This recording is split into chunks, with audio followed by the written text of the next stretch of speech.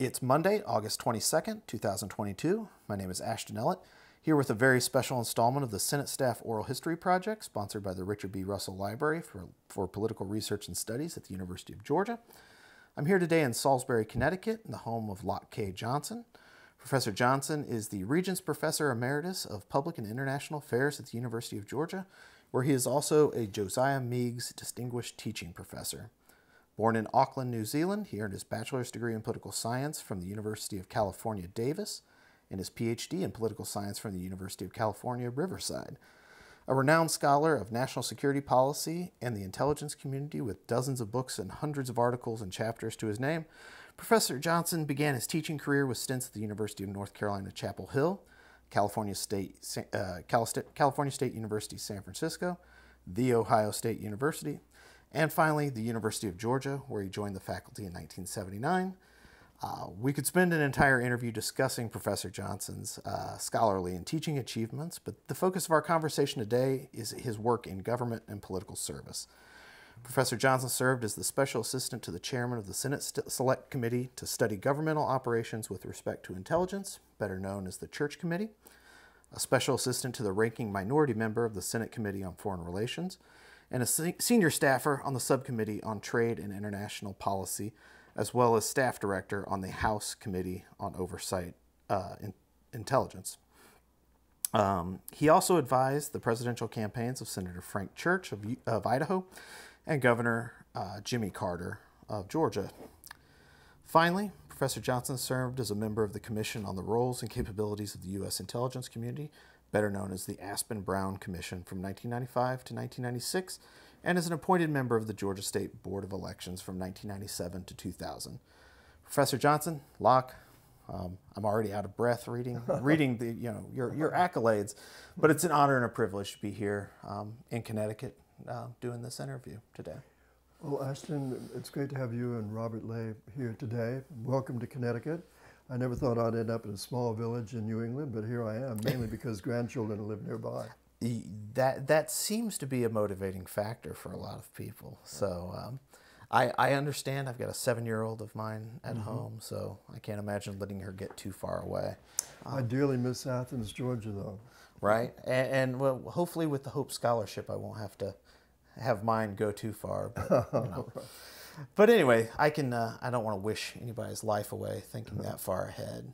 But anyway, I wonder, let's begin. Tell me a little bit about your childhood and upbringing. You were born in New Zealand. Yes, I guess you could say I was born under somewhat traumatic circumstances, although I wasn't aware of them. Okay. The trauma came from the fact that when my mother was 7 months pregnant, a man with a companion knocked on her door, and they were in military uniform, and they were delivering the awful news that her husband, my father-to-be, had been shot down while flying a Wellington bomber over Nazi territory, and he had died. He managed, though, even though he was hit badly with shrapnel in the cockpit, to limp his plane back to England. I don't know how he did that, and landed the plane, actually, but soon thereafter died from loss of blood. So I started off life without a father, but I had a grandmother to make up for that. And then about 4 years later, an American Army officer fighting the Japanese still in the islands in the Pacific was on leave in Auckland, New Zealand, met my mother, they fell in love, and he brought us back to the States. He stayed in the U.S. Army, so I grew up as an Army brat, traveling around the world with my father, who was an artillery officer. So your mother was New Zealander. Yes, and your biological father was exactly. also a New Zealander. Exactly, and they came from a small town called Waitomo, which is near Auckland. It's famous for its Carlsbad caverns like tunnels and caves and so on. Right. It was a resort town. But it was quite a jump for my mother, I think, to leave New Zealand and come to America, particularly since my father was my stepfather, really, although I feel like he was my father. He's the only father I really knew. Understandable. Was from Utah, and so we initially started off in Utah, and we thought, at least she thought, what am I doing in Utah? which is a wonderful state, but I mean, we weren't Mormons or anything, but he was, although not a practicing Mormon. Okay. So we soon left Utah and began to travel around the world. And I owe my interest in international affairs to the fact that I grew up in a family where we traveled internationally quite a bit. Of course. Yeah. So where did you spend the most time in the U.S.? Where would you, if you had to claim a home in the U.S., what would it be? Well, you know, during the formative stages of one's life, when one is a teenager Sure. in that area, it has a great impression upon you, obviously. And so I identified to some degree with Lawton, Oklahoma, of all places. Okay. Because that's where the artillery center of the U.S. Army is. And so we were there on a couple of tours. And I just love the people of Oklahoma. Lawton, I must say, is no great shakes. There's a couple of used car lots and a few other things. But the people of Lawton were grand. And I played football there, and football, like it is in Georgia, was religion there. So it was Sure. really fun to be involved in that. The other place I spent a lot of time in was Germany. Okay. Because my stepfather had 2 tours in Germany. So I kind of identify, at least in my earlier days, with Oklahoma. And Bud Wilkinson was the coach at the time and kind of a hero of mine. And Tommy McDonald was a running back. And boy, what a role model he was, at least on the gridiron. Right. And as far as I know, outside the gridiron as well. So I remember Lawton, Oklahoma, and I remember our different places where we lived in Germany. Quite a bit. I know several folks I went to undergrad. I went to undergrad at Westminster College in Fulton, Missouri. Yeah. The site of the Iron Curtain speech. Yes, and indeed. we had lots of guys from Lawton, Oklahoma, Yeah, Edmond, yeah. Edmond, Oklahoma, Claremont, all around there. Early in my career, I was offered a job at Denison College, in which is Ohio.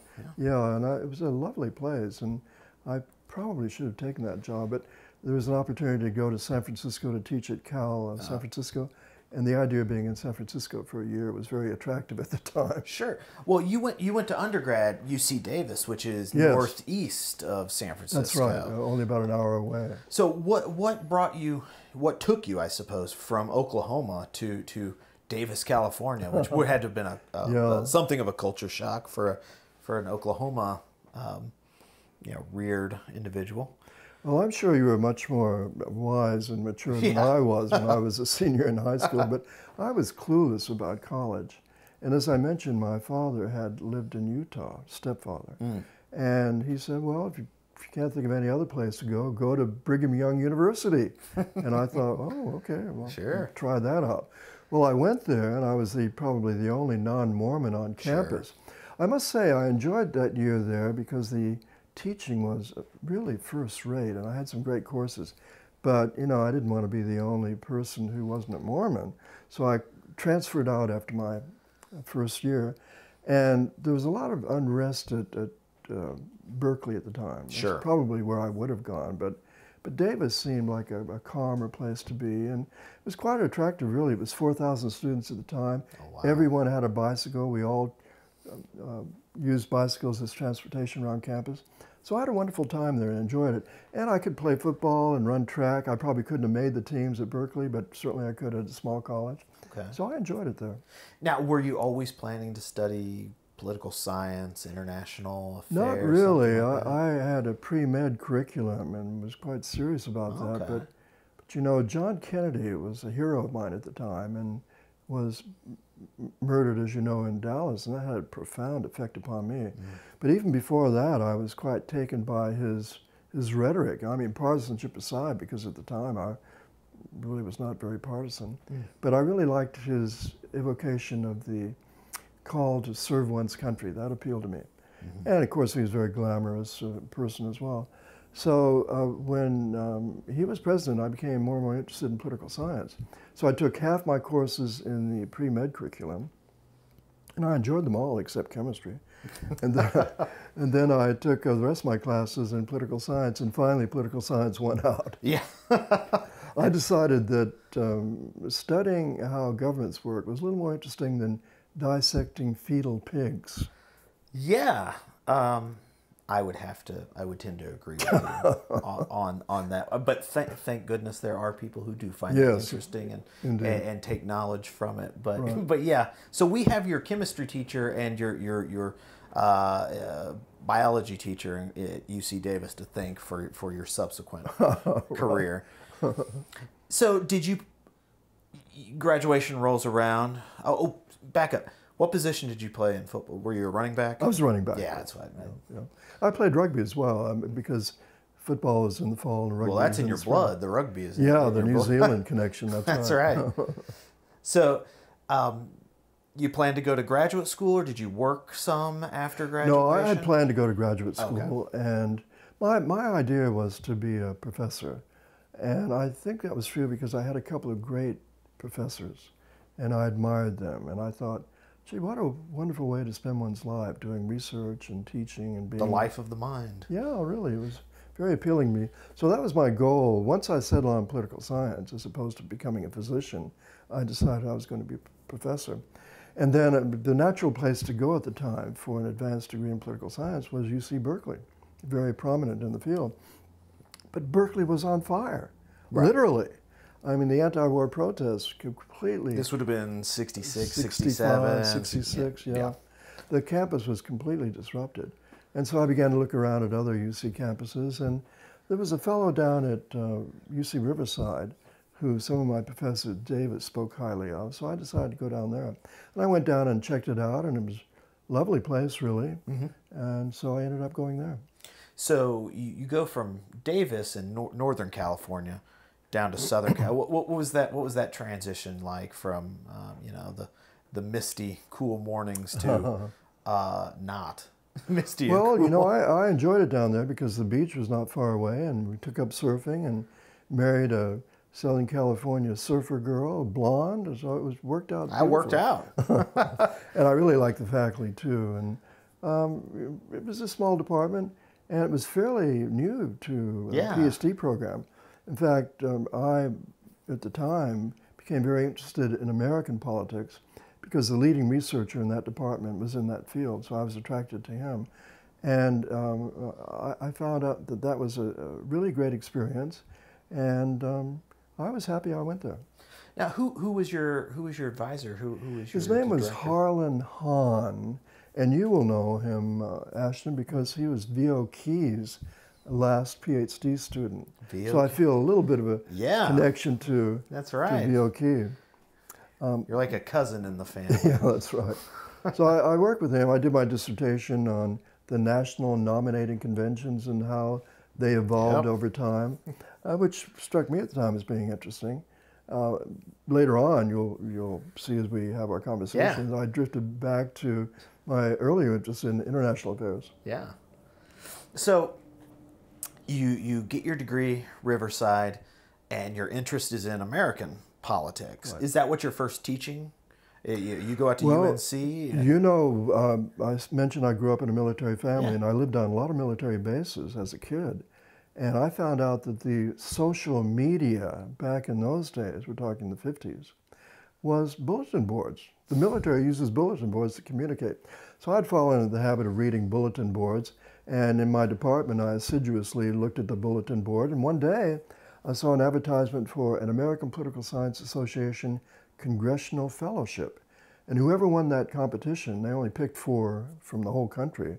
So it was like playing roulette in Vegas. Oh, yeah. But whoever won that got to pick any member of Congress they wanted to work with out of the 535, and the expenses were paid for an entire year in D.C.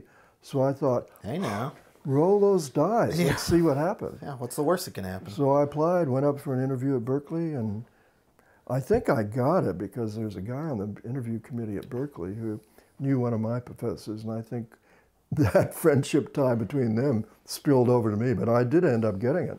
So I didn't have an initial teaching experience. Okay. I went immediately to Washington, D.C. as a congressional fellow. And you got to pick. Got to pick. And at the time, I was very much against the war in Vietnam. And I thought the 2 leading opponents of that war were J. William Fulbright of Arkansas and Frank Church of Idaho. Sure. And I soon found out that Fulbright was This is Just- all beginning to click into place. Yeah, right. Fulbright was so frenetically busy with all kinds of things. Yeah. At the time, he was chair of the Foreign Relations Committee, whereas Frank Church was also quite senior. I think he was number 2 or 3 on that committee. But I got the sense had a little more time to spend working with me on some things. Plus, his office was so congenial. So I picked Frank Church and spent the year with him. So tell me about that experience. What sort of you weren't? I assume you weren't, tossing the mail and answering the phones. No, I was doing research for him. I wrote an article for him for the Stanford Law Review, for example, on the rather esoteric topic of impoundment, which has nothing to do with putting your automobile that's got too many tickets on it into a location, but rather has to do with presidents spending money when they're not supposed to do it because it hasn't been appropriated. So it was a fairly new topic, and I enjoyed working on that. But then everything blew up because Nixon invaded Cambodia. So this is And March, April this 1970? This is May of 1970. Okay. And never before in the history of the U.S. Congress had so many citizens descended upon that organization, flooding the hallways with peaceful protests. It's not like January 6th of 2021. These people were peaceful and respectful, but they were there with a message, and the message was, wind that war down in Vietnam, don't extend it to Cambodia and maybe Laos. And so Church led the effort to make Nixon withdraw from Cambodia. Nixon claims he was anyway, and I'm not sure if that's true. I have a feeling, and we've thought at the time, that he withdrew because we forced him to withdraw by passing legislation that required him to withdraw. So since Church was the lead senator on that effort, I was very much involved in it. So that year, the Congressional Fellowship became a combination of writing a few articles for him to help him out with his research and so on, and then to help him with his lobbying to pass what was called the Cooper-Church Amendment, Cooper being a senator from Kentucky, a Republican. John Sherman. Yeah, Cooper, John Sherman Cooper, who joined with Church to make sure that war was winding down, not expanding. A moderate Republican from Kentucky. Again. Yes. And Times change. Former ambassador to Germany, too. He was quite an exceptional person. That's right. His political papers are vast at University of Kentucky Library. I think it's the King Library up in Kentucky. Yeah. So you were working.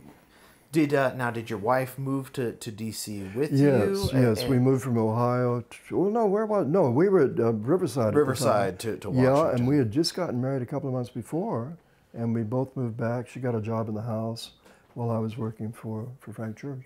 And she worked with, she said, a member from Massachusetts, I believe? Yes, Tory McDonald. McDonald. Yeah, Toby McDonald. And he happened to be John F. Kennedy's roommate at Harvard and the most decorated football player in the history of Harvard as a running back there. So he was quite a guy. Yeah. So what was, and we'll come back to this obviously, but what was Washington, D.C. like in the 1970s? I've of course read about it, and what was it like? Did it live up to the stereotypes of D.C. in the 70s, or? Well, my wife had just gotten her master's in political science, and I had just finished my doctorate. So the idea of going to Washington, D.C. as political scientist was absolutely thrilling. And I mentioned it was an American Political Science Association Congressional Fellowship, and they had weekly events. So it was a very social opportunity as well. But being in Washington at the time was everything we expected. We got to know how the Senate worked, how the House worked.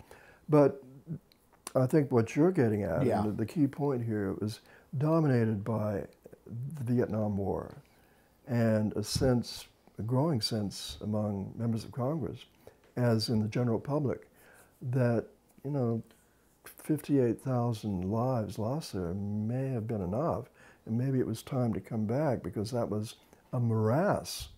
And it was controversial, people on both sides, but the majority eventually supported the idea of leaving Vietnam, I think in large part because of the casualties.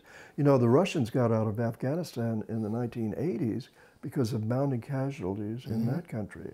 And I'm guessing that in Ukraine today, Putin may finally decide, with pressure from mothers and wives in Moscow, among other people, that maybe this war's not all worth it. Well, I saw the news report.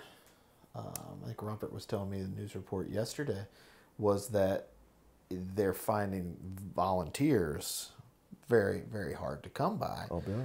And you know, with you can't escape the news out of, you know, the front of, you know, this outpost and command center destroyed, these generals killed, you know, the flagship of the Black Sea Fleet being sunk. And maybe you saw last week where the Pentagon reported that the Russians have suffered 78,000 casualties. That is mind-boggling. Those aren't all deaths, but still badly wounded people and a lot of dead people. That is a mind-boggling number for, what are we, 6 months? Yeah. So I don't know that Putin can sustain that, although, you know, he's a pretty wild guy, so he might try. Autocracies can weather it a little bit better in the short term. Yeah. But I guess we'll see. So, you know, when people go to Washington, a lot of them catch Potomac fever and they don't want to ever leave. You left. You know, your fellowship ended. Were you already looking for jobs, or had you put feelers out to members of staff to stay? Well, you know, I wasn't sure what to do because I was torn like a donkey between two bales of hay, perhaps. The idea of staying in Washington and continuing on Capitol Hill was quite appealing. Mm-hmm. But at the same time, I had worked hard to get a doctorate to become a professor. So I thought, well, gee, that's appealing as well. And while I was trying to figure out what I was going to do, a colleague of mine in D.C. with the American Enterprise Institute said to me, you know, there's an opening for 1 year at University of North Carolina to fill the position of Donald Matthews, who was the leading figure in congressional politics or congressional research at the time. So I thought, oh, wow, go to the South for a year and fill or at least try to fill the shoes of Professor Matthews. So I went down there, had a fabulous year, was on the only faculty member on the rugby team. The whole thing was great. I loved the students, and you know, they have these Moorhead scholars who are just outstanding. So I liked that, but then I thought, well, gee, what am I going to do now? This is only for 1 year. So I looked around for a job, and up popped Denison, Ohio, but at the same time, a position in San Francisco. And my parents lived near San Francisco, and they weren't doing all that well health-wise. So the combination of the beauty and the attractions of San Francisco, which was a much better city back then than it is now, it's really declined, plus being near my parents to sort of help them a bit, was very appealing. But after 2 years of bouncing around and postdocs, I thought, maybe I ought to get a permanent position. So that's when I moved to Ohio. The now, unfortunately, permanent quandary for young academics. Yes. Yeah. But thankfully, you found a tenure track position in Columbus at the Ohio State University. Well, you know, Ashton, I have to correct you on that. Sure. I was actually at Ohio University. So you were with John Lewis Gaddis there? Yes, Yeah. Okay. that's right. Yeah, John was there at the time, became a very good friend. And as you know, that's a little south of Columbus. Yeah, Athens. Yeah, Athens, so I stayed there. I guess I have an attraction to Athens. Yeah. I stayed there a couple of years, and then this opportunity came up to go back to Washington. Right. Well, tell me about Ohio University. You know, when you think about the faculty of Ohio University produces Loch Johnson and John Lewis Gaddis. What made it such a fertile ground for developing young faculty at the time? You know, the history department and the political science department were both very congenial places to be. And, you know, that may seem somewhat mundane, perhaps, but a lot of the departments across the country in history and political science were badly divided. Usually over the Vietnam War, you were for it or against it, and there was a lot of bickering and fighting going on. Sure. And if they weren't fighting about that, they were fighting about methodology. But here were two little islands of tranquility, the history and the political science department. So John Gaddis and I just thrived there, and we became very good friends. And I became a member of the U.S. orienteering team, which is running cross-country with a map and a compass, and got to compete internationally. Rally racing with your feet. Yeah, a good way to put it. Yes, not too many people know what orienteering is, but you clearly do. And it happened the headquarters of U.S. Orienteering was in Athens, Ohio. So it's a great place for it with the rivers and the hills and everything. Yeah. Very tough sport, by the way. A lot of up and down running. I was a lineman, so the idea of running, we really work in short bursts of 7 to 8 seconds, and we're. Well, I was always grateful to linemen because they're the ones who open those holes. I was the center, so my job was to get the middle linebacker and backside linebacker. So that was always my job. Not to mention centering properly, which is not that easy either. No, but we ran a triple option. That's why following Paul Johnson's teams, that was always very easy because you run a flex bone triple option. I was like, I know exactly what we're doing here. Right. Unfortunately, if you want to watch the flex bone, you have to watch the military academies or something like those teams. They're about the only ones that do it anymore. Right. But anyway, back to the matter at hand. So you earned tenure in 74-ish, and the church committee. Yes, Ashton and I happened to be on a research trip back to D.C. Okay. And whenever I went to D.C., I got together with Frank Church, and he and I had become good friends. Sure.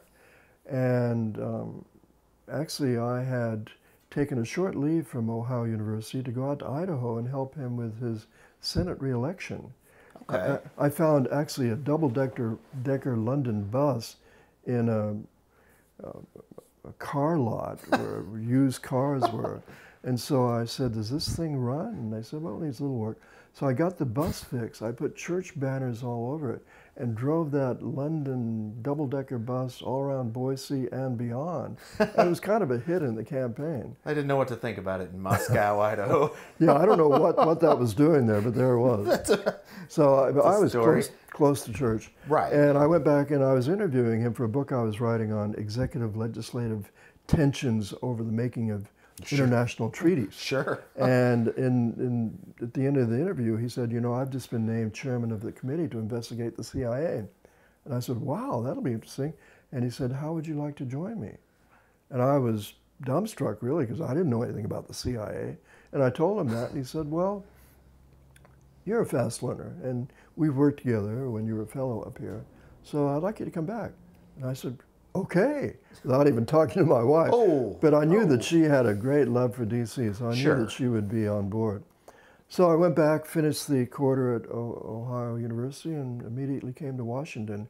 And boy, that was, I don't know, maybe like jumping into a barrel just before it went over Niagara Falls, because that was a dramatic time in my life. Yeah, well, we'll take a step back. Tell me about Frank Church. A name would have been very influential, very public figure in the 1970s, who died relatively young of pancreatic cancer, I believe. Yes. Not a name that's very familiar today outside of intelligence circles and things like that. So tell us about Frank Church and what he was like as a senator, as a boss, as a person. Yeah. Well, Frank Church was a remarkable individual, and he grew up in Boise, Idaho, and was a star student in high school there. Went to Stanford University, and while at Stanford, he won the Jaffe Medal, which is the debating medal there. So he was a fabulous orator, and his hero had been a U.S. senator, and Frank Church used to listen to this senator on the radio, and that senator was a good speaker as well. Church was well known for his speaking ability. He decided he wanted to go to law school, and he went to Harvard Law, and in the first couple of months he was diagnosed with testicular cancer, and there was no known cure at the time. So he and his wife, who was the daughter of the former governor of Idaho, decided they'd travel Europe and spend the last few months of his life just enjoying themselves in Europe. But then they found out that Stanford University was doing some advanced research on using radiation to treat this problem. And so Church switched from Harvard Law to Stanford Law, went through the radiation treatments, went from 180 pounds down to about 90 pounds. So he was close to death. But it worked. He was cured.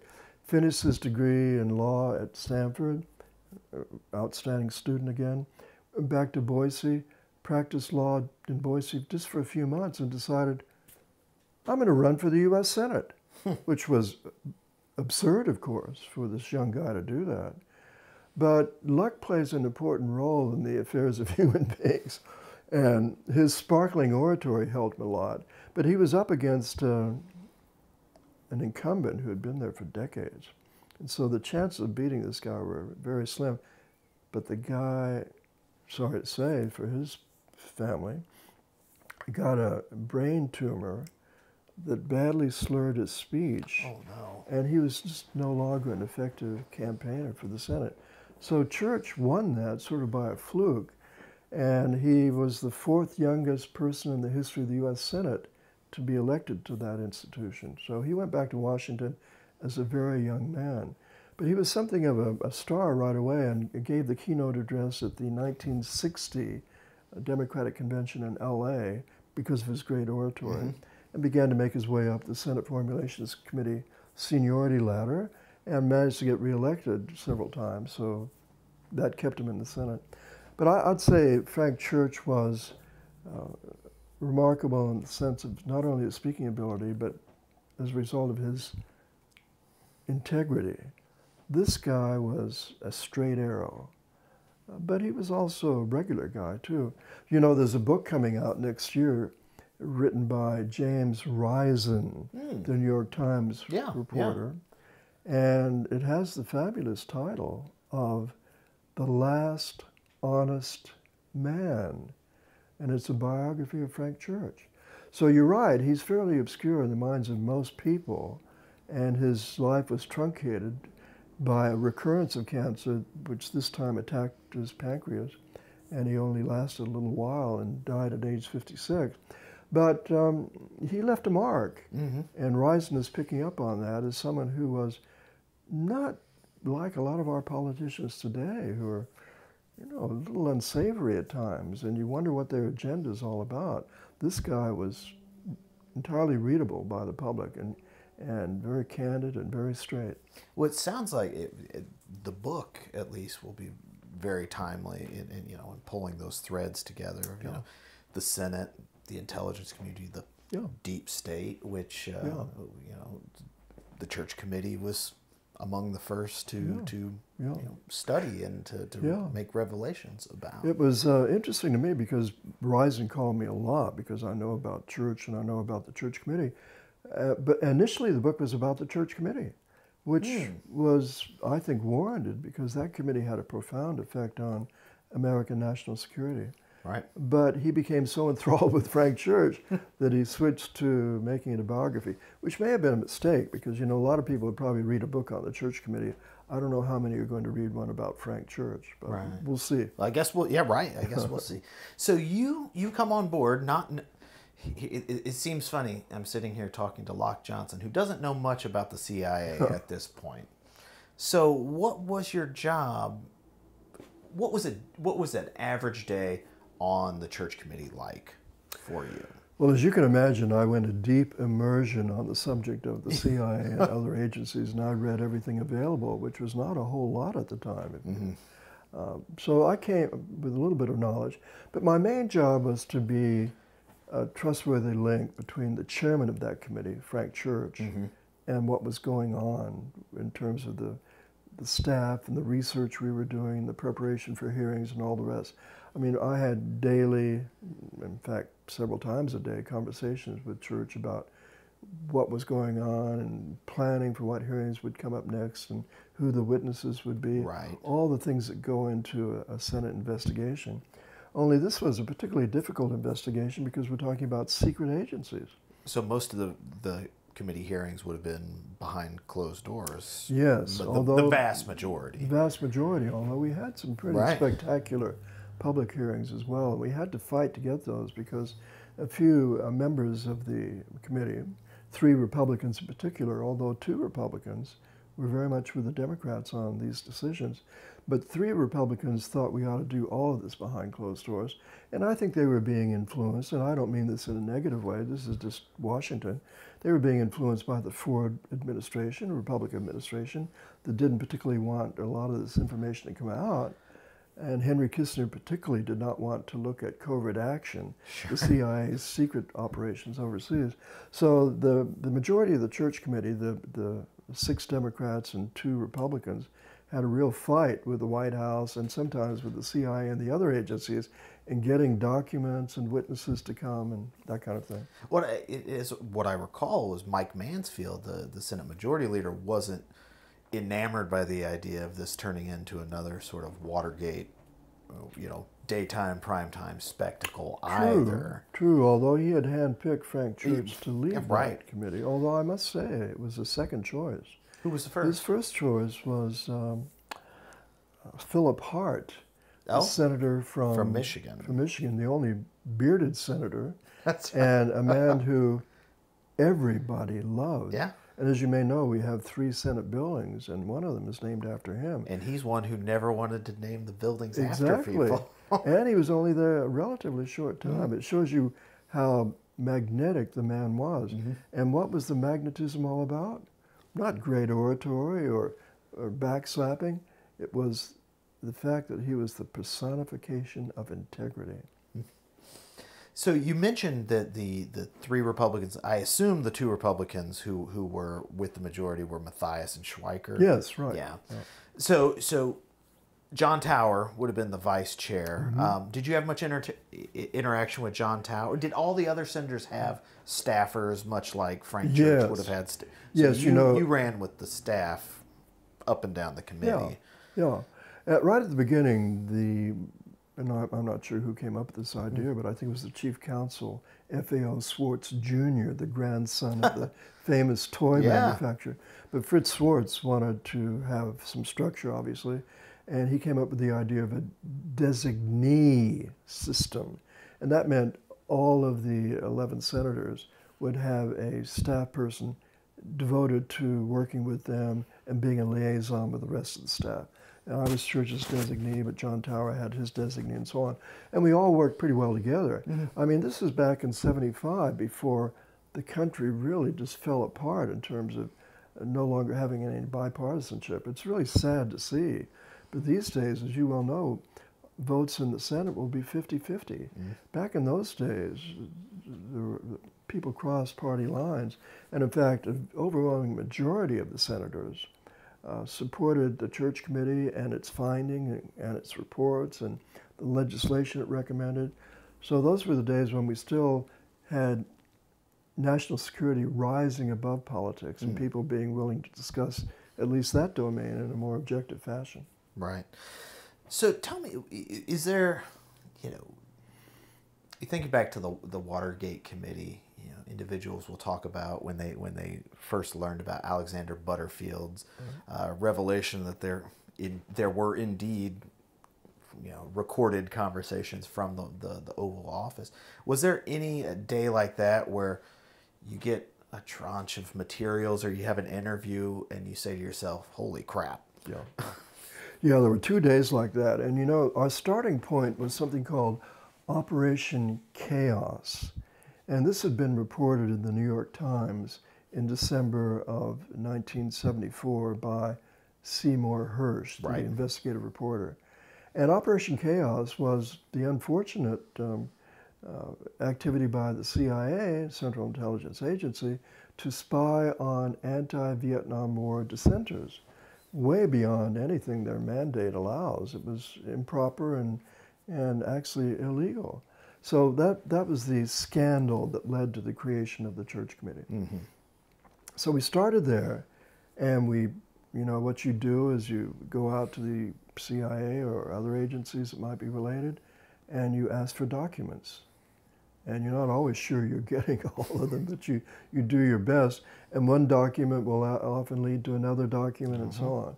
And so we were involved in that and making pretty good progress, although sometimes people would play games with us. The Pentagon sent over a truckload of documents, and we were delighted. And we went through them all, and every one of them was just garbage, So it was a ploy of theirs to keep us busy and bury you with garbage. yeah. But that rarely happened. And Bill Colby was the director of the CIA at the time, and he was a cooperative kind of guy. He coined the phrase CIA, Constitutional Intelligence in America. And he had gone to law school at Columbia, and he believed that the CIA ought to obey the law. It shouldn't be spying on American citizens. Right. And he was appalled, too, because most of the CIA didn't know this was going on. It was a small group out at that agency. But to get to those two moments that I referred to earlier, one was when we were going through some documents at the CIA, we read about, by accident, assassination plots against foreign leaders. What? What is that? So we began to ask for more documents about that, and we soon found out the CIA had been involved in planning several assassination plots overseas, including 34 attempts on the life of Fidel Castro.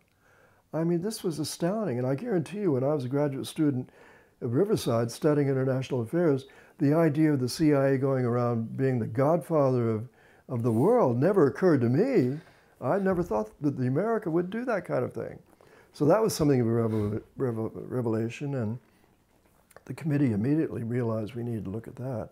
The other thing had to do with the FBI. And you know, personally, knowing a great deal about those two agencies, I'm a fan. I think most of what they do is really outstanding. And I'm sorry to see the FBI right now under criticism for carrying out a legal search of Mar-a-Lago, because they were told to do that by the court system. But unfortunately, back in the Vietnam War era, the FBI went off track. And in a program called Operation COINTELPRO, which is short for Counterintelligence Program, under the leadership of J. Edgar Hoover, who was an arch racist. The FBI attacked the civil rights... Among other things. Among other things. The FBI attacked the civil rights movement, attempted to blackmail Dr. King into committing suicide, or the Bureau was going to reveal tapes regarding his extramarital activities. And so the Kings joined together, and I'm sure it was a very awkward moment for Dr. King, for his wife to find this out, but they decided they were not going to be blackmailed. At the time, it wasn't sure who was doing the blackmailing. They got a box of these tapes of recordings and a message saying, take your life within 84 days or this is going to be released to the public. In 84 days, he was going to receive the Nobel Prize for Peace. Sounds like that's a very specific number. Yeah, right. So anyway, those were two eureka moments. Yeah. But there were others too. We found out the National Security Agency had been wiretapping the phones of Vietnam War protesters and civil rights activists. So it was quite astounding to us because we thought we were studying the CIA and Operation Chaos. And we lifted up that stone and out came crawling all these other disastrous operations. Yeah, there was, it was MK Ultra? Yes, that was an effort by the CIA to use drugs to get people to confess whether or not they were double agents. But is this where the LSD? Yes. Yeah, okay. Yes, and they gave LSD to some of their own personnel without them knowing about it, one of whom was badly affected, flew up to New York City, checked into a hotel, and jumped out of the 7th floor window under the effects of this LSD. So you can see why MK Ultra was something we had to look at too. Right. But the truth is there were too many things to look at. And you know, these investigative committees can't last forever. So we had a lot jammed into a short period of time. So what were the thumbnail sketch findings of the Church Committee that you can tell us about? Well, the overarching finding was that the intelligence agencies of the United States believed they had an exceptional status in the U.S. government.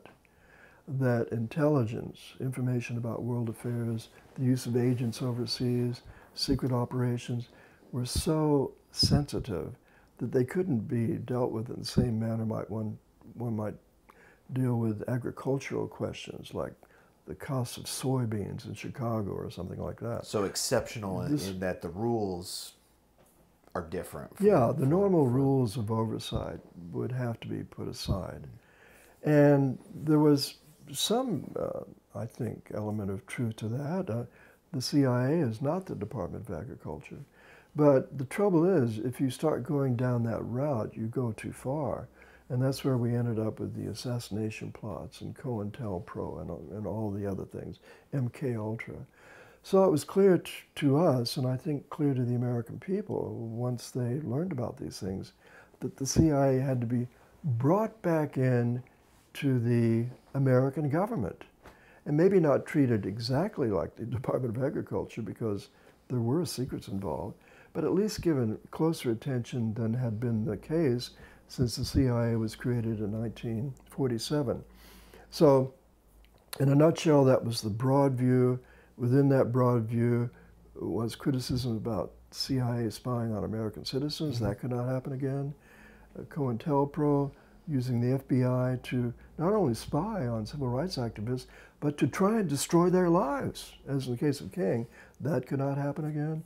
The National Security Agency, using its immense wiretapping capabilities to listen to telephone conversations of Vietnam protests, civil rights activists, that could not happen. Was that again. Project Shamrock?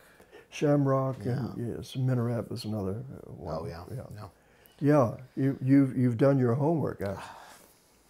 like any good historian, I suppose. So tumbling out of that experience came some very important laws. And what we're talking about is darkness before 1975 and sunshine after 1975. And the sunshine took the form, first of all, of the creation of two oversight committees, one in the House, one in the Senate, to keep closer track of what these, at the time, 14 agencies, but now 18 agencies, were doing. Through closed hearings, because things are sensitive, occasional public hearing, but mostly closed. Sure. But most importantly, by continuing to visit these agencies. For example, when I stayed on in Washington, I joined this oversight effort, and I went around the world with a member of Congress, and we cross-examined CIA people in, Copenhagen, Bonn, all over the place, to see what they were doing, to make sure that what they were doing complied well with what the laws were governing their responsibilities. So that was the new era of oversight that we had entered into. And then in 1978, right after the creation of these two oversight committees, the Congress passed the Foreign Intelligence Surveillance Act, which was a way of making sure that if the NSA or anybody else in the government wanted to wiretap Ashton or anyone else, that they had to have good evidence. Don't as to wiretap why me, wiretap Robert. Robert. We'd never do that to Robert. So here was an important new law. And LBJ and Richard Nixon, presidents in both parties, used these wiretap opportunities to spy on their opponents. I mean, outrageous in a so-called vibrant democracy like ours. But this was going on. So this new law created a special court, the Foreign Intelligence Surveillance Court, that would review every application for a request for a wiretap, which was quite important, I think. Which I can remember first learning about that when I was in high school after 9/11 with the Patriot Act, and then obviously very recently in the news because of the warrants for Carter Page and other members of the Trump campaign and so on and so forth. And Ashton, I would draw your attention particularly to the Intelligence Oversight Act of 1980, because that was a major piece of legislation. And it was initially drafted by the Church Committee, just as the Foreign Intelligence Surveillance Act was drafted by the Church Committee. So these bills came out of that organization. But that 1980 Act required prior notification of all important intelligence activities to these two congressional oversight committees. Just think about that for a minute. Prior notice. So representatives of the American people in the Senate and the House had a chance to review these proposals by the CIA and other agencies before they went forward. This is unprecedented, not only in America, but worldwide. There's no other democracy on this planet today who has that kind of control and supervision and monitoring of its secret intelligence agencies. Not the UK, not Canada, not anybody. So the Five Eyes, if MI6 wants to do something, it doesn't have to run it by a cabinet officer. Not in advance. They're supposed to report on Sure. what they did after. But you know the old saying about the horse bolting out of the barn. You'd like to be able to keep it in the barn. But yeah, so you were mentioning, and this is jumping ahead a bit, but you had mentioned, going around Copenhagen, Bonn, you're in Western Europe in the 1970s. So not the height of the Cold War, but still a period where Brezhnev is in power. And you mentioned that the reaction, Congress passes these laws. Sometime, I believe the president signed, but Ford may have tried to veto one that was, or maybe I'm thinking of war powers. He complained about it, but then he went along with it. Because, these were veto-proof right, oh, yeah, laws. Absolutely. Yeah. So now there's some pushback from, especially the far right that says, this is going to weaken America and everything. Although, the far right was very suspicious about surveillance of their activities, too. So. Sure. What was the reaction of the intelligence professionals? Were there some that's like, here's this college professor who's hopelessly naive about the realities of the Cold War on the ground in Europe? But what were the reactions? I'm sure there was a spectrum of reactions, but what was that like, talking to the professionals? The intelligence professionals on the ground about oversight, something they were not accustomed to. Well, I would point out, though, with respect to the Cold War, that I had studied political science for 9 years, including getting a doctorate in it. So I was fairly well versed in the activities of the USSR and the Cold War and the importance of keeping our guard up. None of us were naive about that, and none of us were... I don't think any of us were what would be called the far left. Sure. We were all kind of centrists at the time. And we just thought, and Bill Colby, the director at the CIA, and I would say almost every intelligence officer I met during that investigation, that we need strong intelligence agencies, but agencies that were honoring the laws of the United States. This is a democracy. This is not a totalitarian regime. And Colby and others said, look, we've got to have a robust intelligence agency, but there's no reason why we can't operate within the boundaries of the law and keep Congress properly appraised. Now, one of the greatest fears of some people in the intelligence community was that, to use a cliche, Congress would be a sieve, right. And any information that went to the Senate or House Intelligence Committees would be out on the pavement the next day. Well, I'm happy to report to you, and this is just not my opinion, this is empirically proven case, that those committees have been airtight when it comes to classified information. They have been a responsible part of the intelligence community. They've kept the nation's secrets.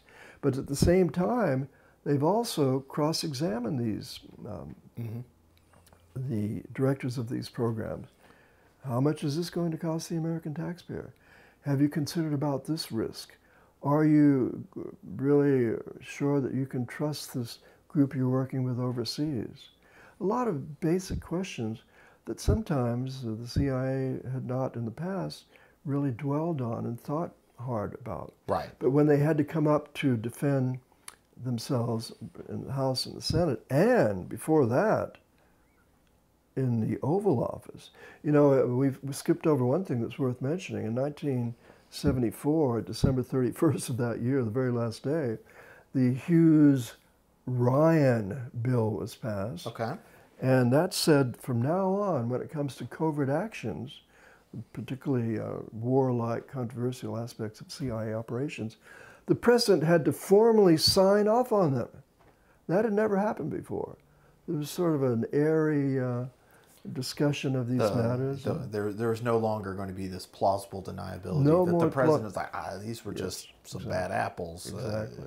doing their own thing. Yeah, but I think you raise a great point. Can you have a strong intelligence deterrent against places like Russia with its KGB and other totalitarian regimes who don't play by the ethical rules we might want, who don't have laws over their agencies? Can you compete successfully in the international domain with bad actors like that? And our answer was, I think the overwhelming majority of the intelligence people agree with this, is that's our great strength. People admire the United States for our democracy and for our ability to review these programs before they go forth, yet at the same time keep them secret. And so I think that Colby's idea of constitutional intelligence in America was an ideal that really came to fruition as a result of the Church Committee inquiry. Now, there have been ups and downs, but... Sure. Well, you know, you were talking about cross-examining. Again, we're jumping ahead. Cross-examining the fact is like, well, can we really trust the... And I think about, again, going back to the Iraq War, 2002, 2003, and sort of the wish casting, as we would say these days, of the intelligence community, of folks like Ahmed Chalabi, and the belief that we had this strong well of support, you know, from Iraqi exiles and some things like that. What, in your opinion, there's the answers I'm sure multifold, but what causes the ups and downs? Is it just the cast of characters changes? What is it that well, let me make a that? distinction between operations that are highly aggressive in the intelligence community, such as the assassination attempts, and coups d'etat and propaganda, all these operations that are pretty strong, and they're done secretly. The Third Option, my most recent book came out this year, is entitled The Third Option, and it's about all those activities. Let me make that distinction on the one hand compared to intelligence collection and analysis on the other hand, right, which is what the CIA was originally created to do, to find out what's going on in the world and let the president know as soon as possible. And let me take the first group initially. These are the kind of tough measures. They have gone up and down, and most clearly down in the Iran-Contra affair in the Reagan administration during the 80s, where several laws, Hughes-Ryan, 1980 Intelligence Oversight Act, were violated. And in fact, that administration created a secret, super secret organization called the Enterprise to operate outside the framework of government and to raise money not through the congressional appropriations process, but from wealthy foreigners, Sultan of Brunei, the King of Saudi Arabia, and some local rich people, Coors beer magnate, for example. That was really an awful violation of all the oversight procedures the Church Committee had put in place. Right. And that is, I would argue, the single most significant aberration in the otherwise fairly effectively working oversight rules that we have now. So that's on that side. Now, how did that happen? Well, you had some zealots. You had Oliver North. You had Admiral Poindexter and a couple of others who really didn't have a very good understanding of the Constitution or the law. Now, in the case of Oliver North, here's a fabulous warrior who, if you look at his record in Vietnam, we all wish we could have that kind of record. Great valor. Yet he comes to the White House, having never taken a course in law or the Constitution. I know that because I went to the Naval Academy to talk to some people about him, and they said, no, he didn't take any courses like that. So I think he was pretty naive about the new milieu in which he found himself, the White House. And then Poindexter, these are people who made some bad judgments. And it's not even clear that Ronald Reagan knew what they were doing. I don't think he did. First of all, his health was beginning to fail. Yeah. And secondly, I don't think they wanted to, they were operating under plausible deniability despite the new laws that prevented that. Right. So that's that side. It has to do with the cast of characters. And sometimes you get some bad actors in there. And if you want to know the most important answers to government here or anywhere else, go back and read Plato and Aristotle, and they will tell you if you want good government, put good and people of integrity in high office. On the other side, we've had some terrible failures of intelligence. The thought that in Iraq there were weapons of mass destruction, which proved to be wrong. The inability to predict the Al-Qaeda attacks against the trade centers in New York. Those are a different kettle of fish, and I think they have more to do with the real difficulty of projecting what's happening in the world. This is a vast planet. Sure. And we're going to be taken... And far more complex than it was even in the 1970s. Yeah, when you were... And I think on the whole we do a reasonably good job in analyzing what's going to happen. For example, we have known about every single Soviet and Russian weapon system ever developed. And I think that's a pretty good accomplishment. It gave us an idea of what we were up against. We've known pretty well what the Russian foreign policy objectives have been. So you can give these agencies some pretty high marks in some areas, but they failed in others. And I think that's an existential reality, that we're going to have failures from time to time. No excuse for breaking the law, as we found in the Iran-Contra affair, but we've got to have some tolerance and understanding for intelligence mistakes that may be made in terms of predicting world affairs. I mean, even Hall of Fame baseball players fail 6.5, 7 times out of 10. Right. So that's an interesting about Russia and everything, because it seems that after being stung so long, especially with the intelligence failure in Afghanistan and Iraq, to turn around and the U.S. is providing almost, I mean, I don't want to call it flawless intelligence on what's happening in Russia and Ukraine, but pretty spectacular intelligence. Now, what's your take on the criticism that there is an over-reliance now on electronic surveillance and born digital materials as opposed to real human intelligence based on human spies or informants? Right. Well, Ashton, that is very true. And let me begin by saying that once President Clinton asked me to try and answer a question for him. Were the Chinese selling missiles to Pakistan, M11 missiles? And I saluted and left the Oval Office and said to myself out in the hallway, how in the heck am I supposed to find that out? So I looked at the public literature, which is what you normally do first, right? And there wasn't much in there. So I began to look at some of the secret documents, and there was some, but nothing really absolutely convincing. And so at the end of a week, when I was supposed to report back, I didn't have that much. But that morning, the day my report was due, I received an envelope from the National Geospatial Intelligence Agency. And it has satellites that take photographs. And I opened this top secret envelope and spilled the photographs out on my desk. And they were satellite photographs of Chinese freighters in Karachi with missiles being unloaded. Bingo! So you're going to have some luck like that, and you need this technical intelligence for that. And the same with NSA eavesdropping. Sometimes people will talk to each other over the phone, let's say Putin and some aide, and they get a little careless and they forget that we might be listening. So that can be helpful too, although it's overwhelming. It's like holding a fire hose to your mouth, all this information.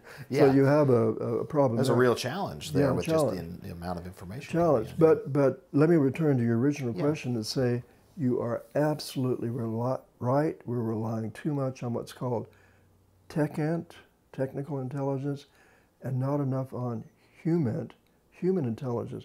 I'll give you one statistic. There are more FBI agents in New York City than the CIA has agents around the world. Now that's probably out of kilter. We need more human, and sometimes it can be extraordinarily valuable. How did we know about the Cuban Missile Crisis?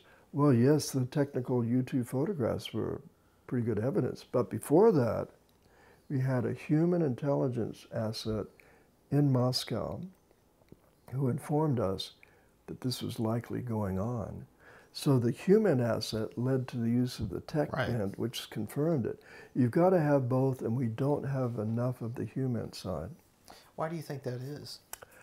I think it's because people are in high office are dazzled by the technology. I've been in meetings and that they often don't understand themselves. Yeah, that they often don't understand. But you know, you hand around some satellite photographs and the senators will say, whoa, yeah, let's give them more money so we can have more of these great photographs. But when you're talking about Ivan Ignatov, a foreign asset somewhere, in fact, you couldn't even use his name. All that's highly classified for obvious reasons. So you say to the Senate and the House committees, well, we have an asset in Moscow. We think he's pretty valuable and we could use some more. Oh, yeah, well. How do you know you can trust this? Yeah, how do you know you can trust him and what has he given you? And maybe the agency can give you a document or two, but it's nothing like these spectacular satellite photographs. Right. Well, I want to take a step back.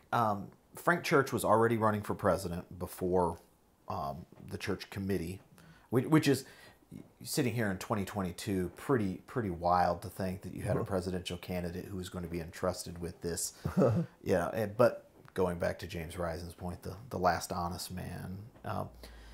When did you become involved with his presidential campaign? Well, if I may, let me say that I don't think it's fair to say that Frank Church was a presidential candidate before he became chair of the church committee. He had had a couple of feelers, and I remember being out at his house one evening, even before the church committee was created, and there were a couple of wealthy guys out there. One from the Virgin Islands who was fabulously wealthy, an American citizen, another from New York City who had a lot of money too. And they said, you know, Frank, we think you ought to be a presidential candidate, and we can raise the money for you. And Church said, well, I don't know about that. And furthermore, Mike Mansfield's talking to me about running this committee, and I think I need to do that. So let's think about it, but I don't want to get involved right now.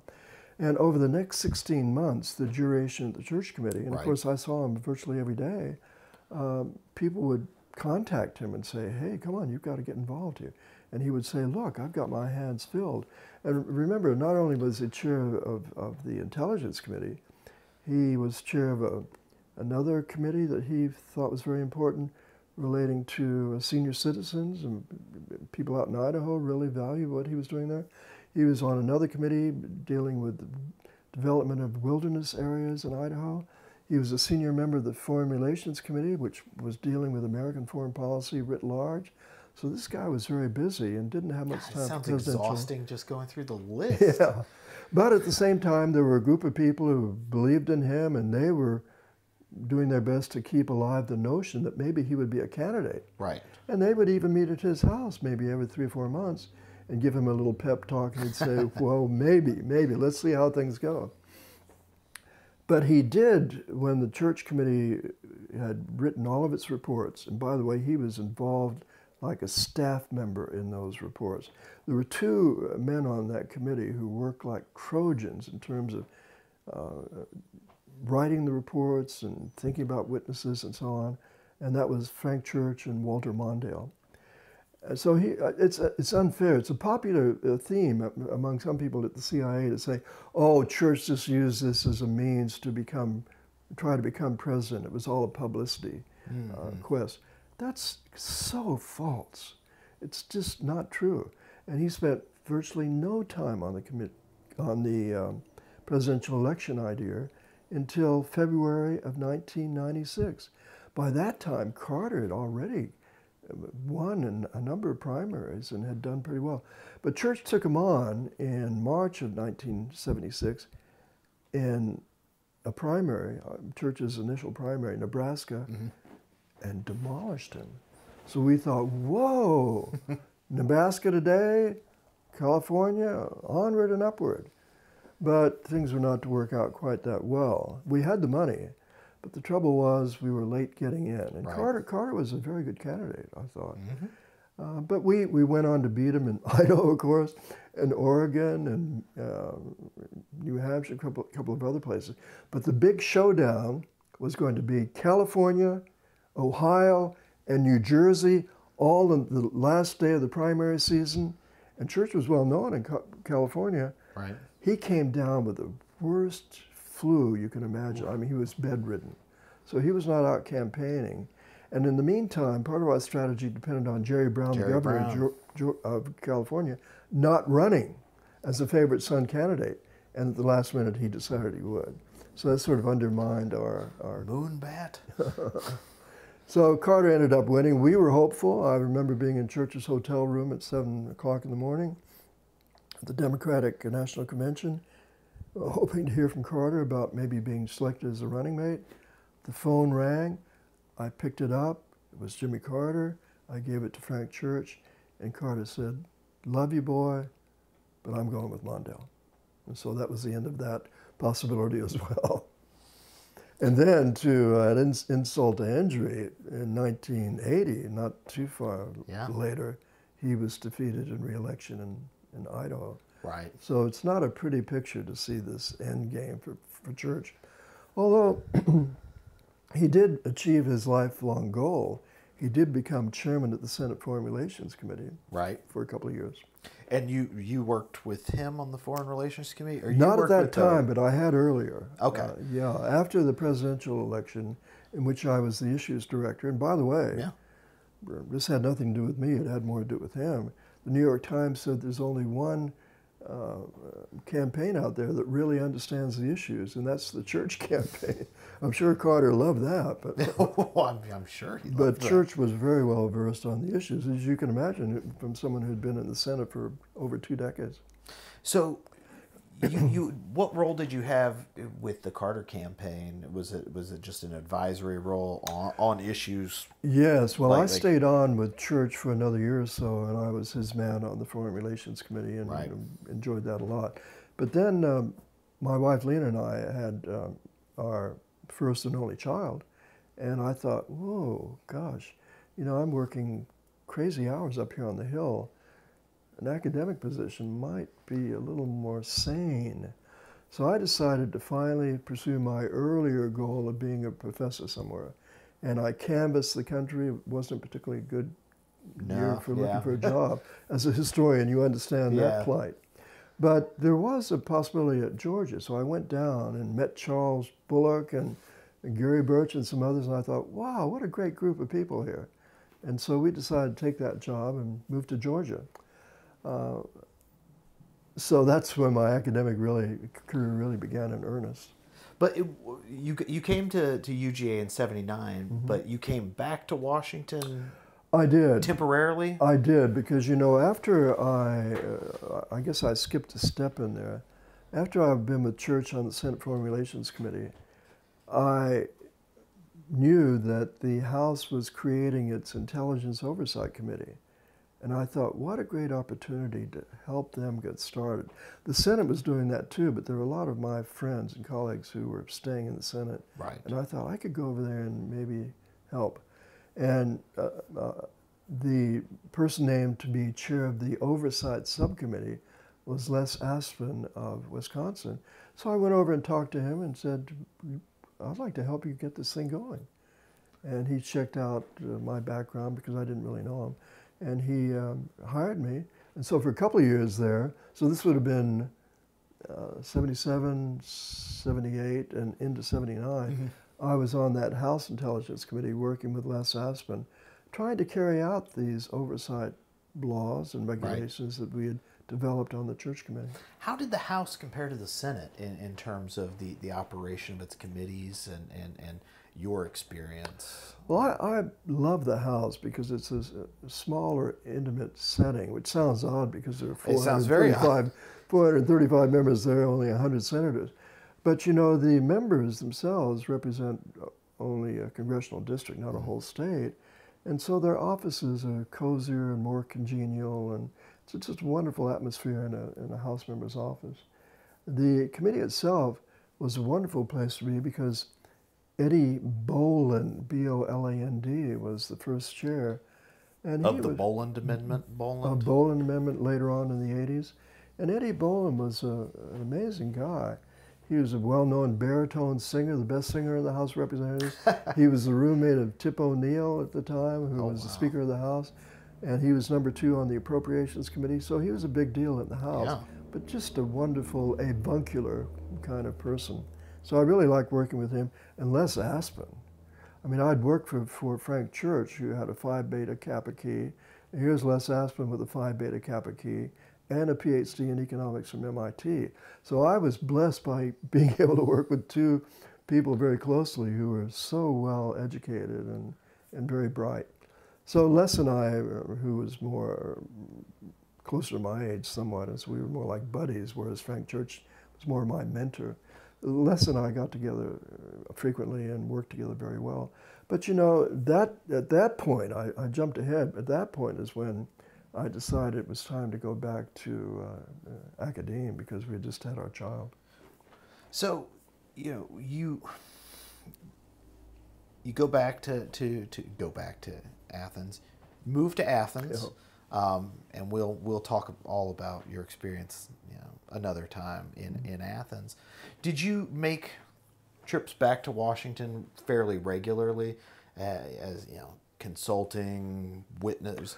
I did. That sort of during the 80s. Yes, and that's one of the things about being an insider for a while. When you then become an outsider, you still have those contacts. So I consulted for both the Senate and the House Intelligence Committees. And Les Aspin and I had become close, and he had then been named to lead a presidential commission. Mm-hmm. This came later, so I went back and worked with him.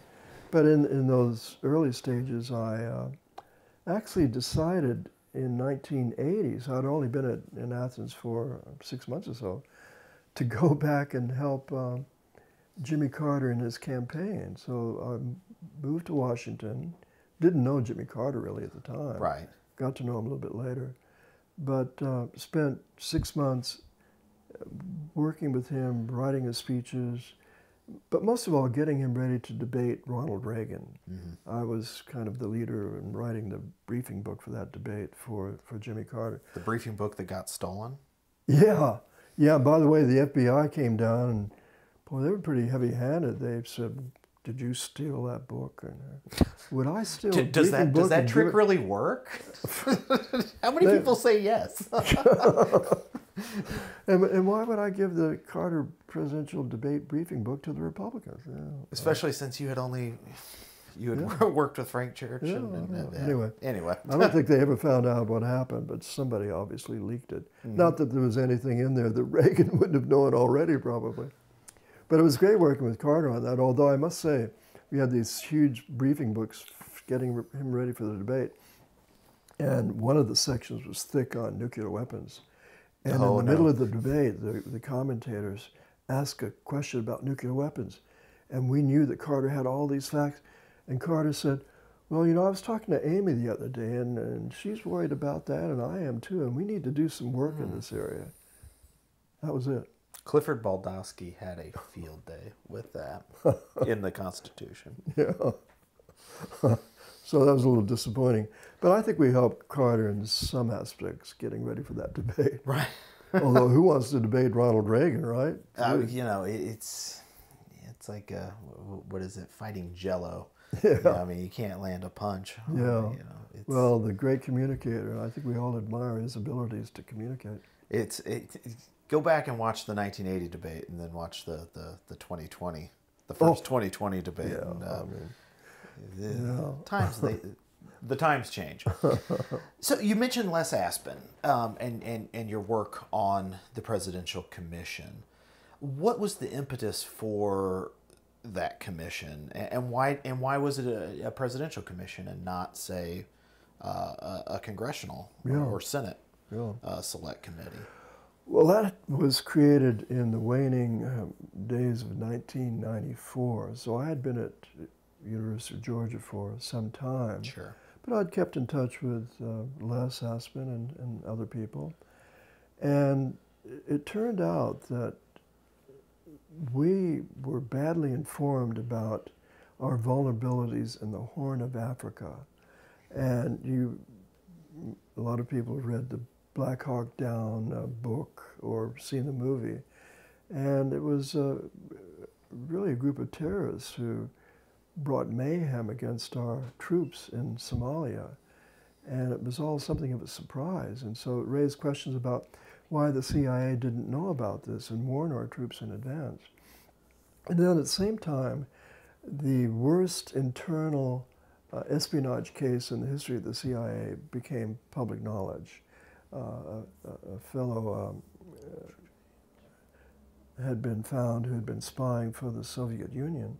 And so there were twin... Was that Aldrich James? Aldrich James, yes. There were twin controversies here. Why weren't we better informed in Somalia? And how in the world could Aldrich James spy from within the CIA for 10 years for the Soviet Union? So we need to look at this. Initially, the idea was let the permanent Senate and House committees look at it, which of course they were doing. But a lot of senators and a few members of the House thought these two issues were so important that they needed a special congressional investigation. But then some people in the Congress thought, well, look, this needs to be broader. This needs to be a presidential congressional commission. So it was really a hybrid. It was both of those. But it soon became known as Presidential Commission because the hearings and so forth, the research took place down in the old executive office building. So Ashton was recently fired as Secretary of Defense because of the fiasco in Somalia, which had nothing to do with him, really. It wasn't his fault. But anyway, he became the scapegoat. And as a fig leaf, or as I should say, as a kind of condolence for being fired, he was named chair of this commission by Clinton. Clinton wanted to apologize in a way for making him a scapegoat, so he gave him a prize. And Ashton enjoyed being chair of that commission, and it was comprised of people chosen by Ashton and people chosen by the Senate and the House. And the whole purpose, though, became much broader than Somalia or Aldrich James. It became the question of what should these intelligence agencies be doing now that the Cold War is over? Right. How are we going to reorient them? And to some degree, that had been done fairly well. Bob Gates, who was CIA director, shifted the resources, which were 85% directed toward China and Russia, toward other parts of the world, leaving only about 15% of our focus on those two major powers. So I think Bob Gates deserves a lot of credit for realizing that there are other dangers in the world, particularly terrorism, but environmental dangers and, you know, a whole long list. So the intelligence community was moving in that direction already, but we wanted to make sure it was doing all this properly. So we looked at that for a year, and our major recommendation was the director of the CIA was too weak in office. We needed a strong director of national intelligence. This sounds familiar. Who could really coordinate all these agencies. Well, that went nowhere that particular year when we reported in 1996. People in Congress were not prepared to create an intelligence czar. They thought it might be too powerful a position. But then after the 9/11 attacks, there was, as you know, a director of national intelligence created because people finally believed the Ashton Brown Commission was right, that we should have had a more integrated, holistic approach to intelligence. And if the 18 agencies had been working together more effectively, maybe we would have found out better about Al-Qaeda and its plans against the United States. That was the thinking. But a quick footnote, if I may, Ashton. Have at it. The Pentagon, from 1947 forward, when the CIA was created, did not want a strong civilian intelligence director because they were afraid that someone like that would micromanage military intelligence, and they wanted that to be left to the generals and the admirals. So from 1947 forward, they have consistently attempted to keep the office of first the Director of Central Intelligence, and then starting in 2004, the Director of National Intelligence weak, so they could have their own way. And it really irritated me and many other people because it was a false argument. Any director of national intelligence is going to keep foremost in mind the needs of military intelligence, protecting the combat soldier in the foxhole, and otherwise protecting the United States when it came to military matters. So, but the Pentagon, wanted to have its own way. And so the punchline here is the new DNI, Director of National Intelligence, created in 2004, is a rather weak office. And at the CIA, you still have a rather weak leader there. So we've got a long ways to go in terms of intelligence reform to get these 18 agencies really working with one another. Right now, they are too siloed, separated from one another. Well, you mentioned 2002, 2003, 2004, when this is all under discussion. Going back and looking at some of the members of the Aspen Brown Commission included Paul Wolfowitz and Porter Goss, who. What were their roles on the committee, and where did they come out in 04? And on the topic you were just talking about a weak DNI versus a strong DNI. Well, Paul Wolfowitz and Porter Goss played very constructive roles on the Aspen Brown Commission, and at that time they weren't arguing that the DNI or an improved Director of Central Intelligence Office would be too strong. They supported that. Our entire commission did. It's really outside groups that thought that. Now later on, when Paul Wolfowitz took on a different role, when he was number 2 at the Pentagon, his arguments changed a bit. Hubert Humphrey once said a long time ago that in Washington, where you stand depends on where you sit. And once he was sitting out at the Pentagon, he wanted to protect the Pentagon's interests. But the commission, I thought, was really united on the idea of improving oversight even more, because we all had in mind the Iran-Contra scandal and the danger of that happening again. And we were particularly concerned about how to improve the analytics side. How do we prevent these intelligence failures from occurring? So that was the main focus. Ironically, I think the 9/11 attacks and then the WMD, weapons of mass destruction, mistake made in Iraq showed that we still need to go a long ways. We're still working on that. But that was one of the contributions of the Aspen Brown Commission to try and emphasize the need to improve our intelligence capabilities. Are we due for another presidential commission or independent commission or select committee? Well, we're due for revisiting the 2004 act that created the Director of National Intelligence. Because as I mentioned, that failed. That office has been weak. And I say that even though a high school buddy of mine, and I was the running back and he was the left guard, James Clapper, became Director of National Intelligence for over 5 years and did a great job. But he was somewhat successful because he had been in the intelligence business for 50 years. He knew all these people. He had mentored some of the agency leaders. Everybody else who's held that office has held it for about a year or less. It's been a revolving door. So it hasn't worked out too well, except for that interlude of Jim Clapper. And that depended really on his contacts and personality, not on his authorities. So I don't know if we need a commission to look at this, but we need some leadership on Capitol Hill to say, look, let's revisit the 2004 Act, and let's really, finally, have a Director of National Intelligence in the United States who's real and not phony. So we don't need a new commission. We had one in 1996. just do what we said then. Yeah, really. We've been sitting here for the last hour, 2 hours or so, talking about, and you have leveled several informed criticisms of handling of the intelligence community, the national security state. The former president, President Trump, was certainly no fan of the intelligence community, or the so-called, and I'm off camera, in quotes, deep state. Right.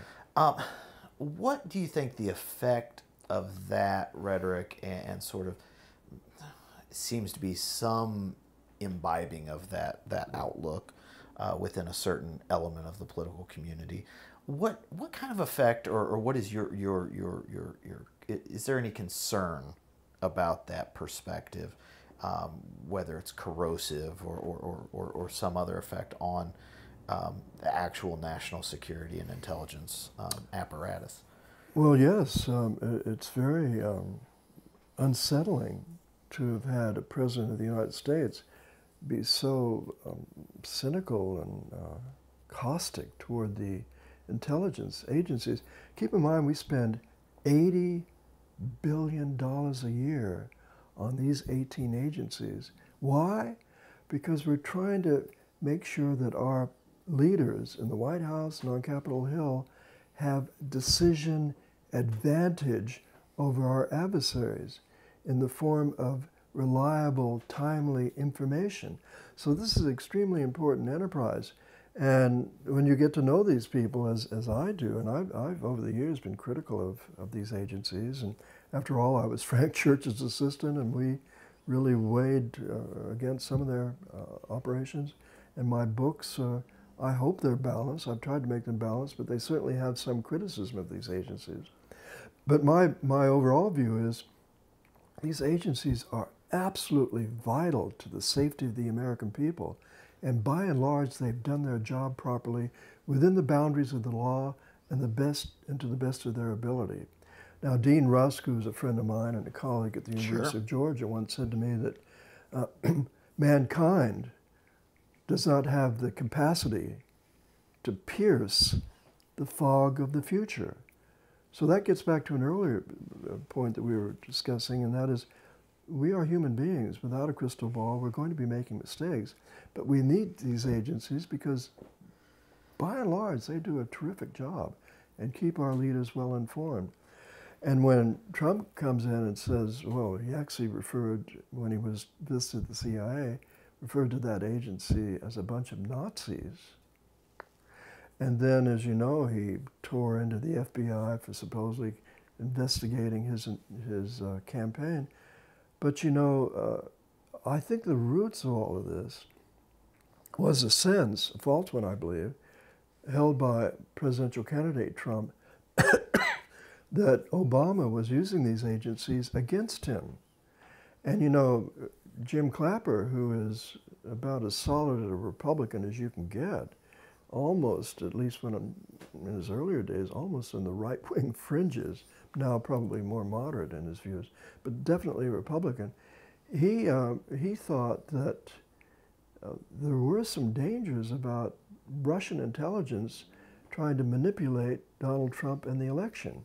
And General Flynn, as you know, who had been former director of the Defense Intelligence Agency, was actually receiving money from Russian intelligence agents. And he later lied about that to the FBI who was looking into that.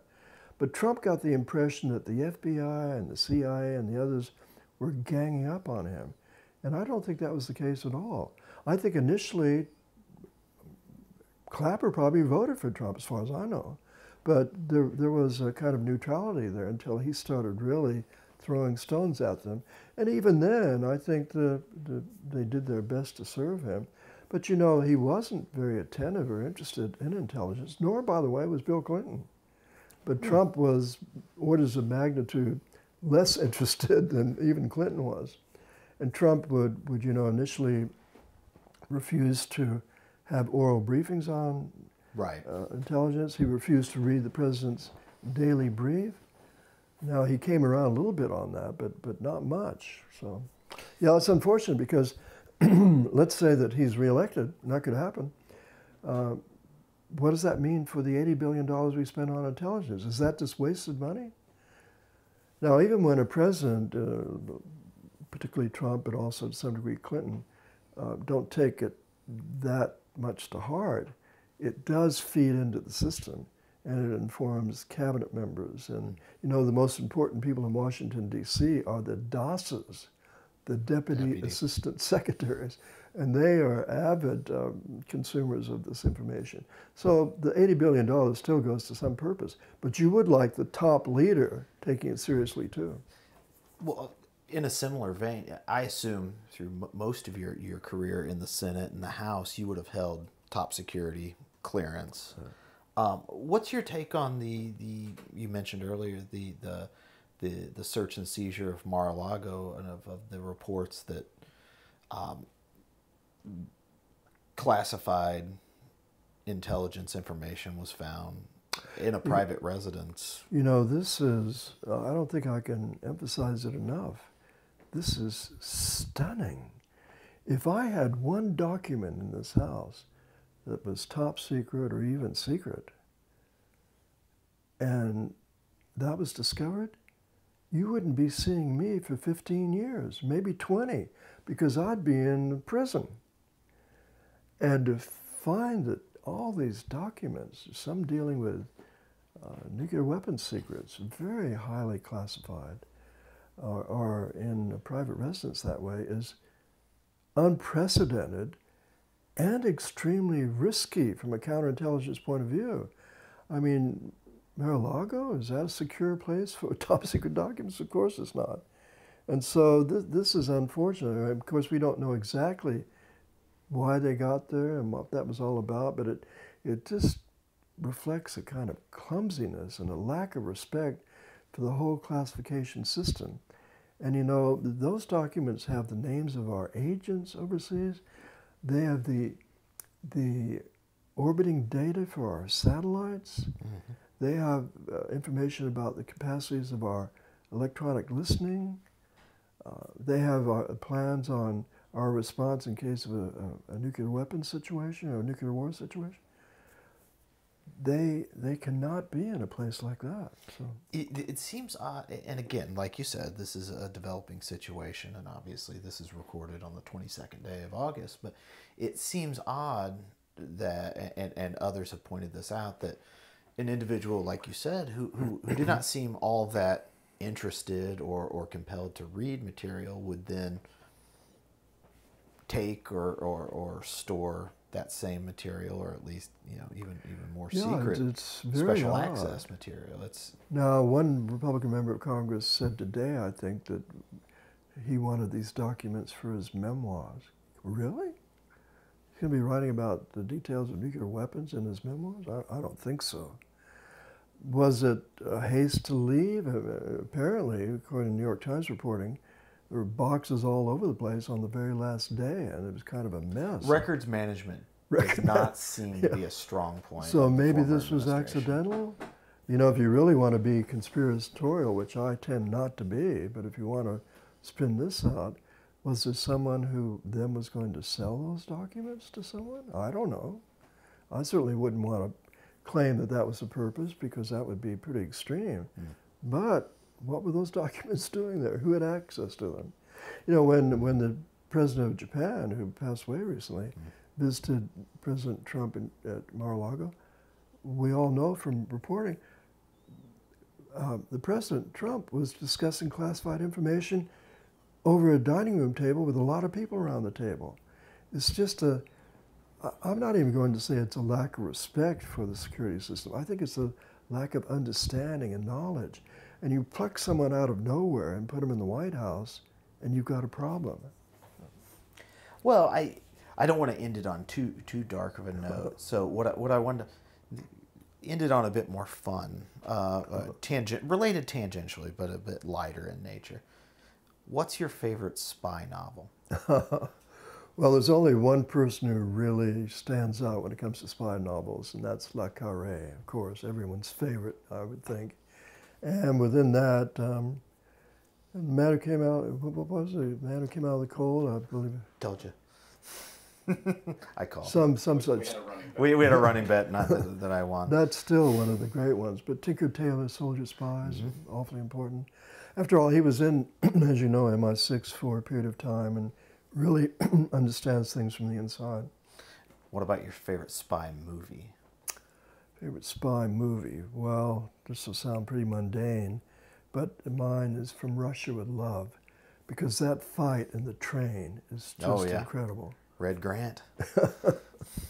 And that Russian agent, it was just perfectly typecast. So, and last but not least, Mission Impossible or The Man from U.N.C.L.E.? If you had to choose. Well, Mission Impossible probably, because it's a little more realistic, I suppose. There we go. Well, I'll tell you what. Do you get down to UGA much anymore, or you get back down Now to and Athens? then, yes. I was down there a couple of months ago. I always love coming back. Well, we're looking to be restarting the Russell Symposium that Gary Birch had overseen for years. So Good. I'll probably be sitting down or getting on the phone talking with you about several different things, or maybe we'll have you down interview James Risen when his book comes out. We'll get him on a book tour at the Special Collections Library. Well, I hereby charge you with the task of getting me appropriate travel money to do something like that, and I will be there. Don't worry about it. Okay. Consider it taken care of. All right. Professor Johnson, Loch, thank you so much. My pleasure. And we'll be back one of these days to talk about all your accolades and accomplishments at the University of Georgia. Well, as you know, either down in Georgia or up here, the door up here is always open to you two. Well, we appreciate that, and thank you very much, sir. It's been a pleasure.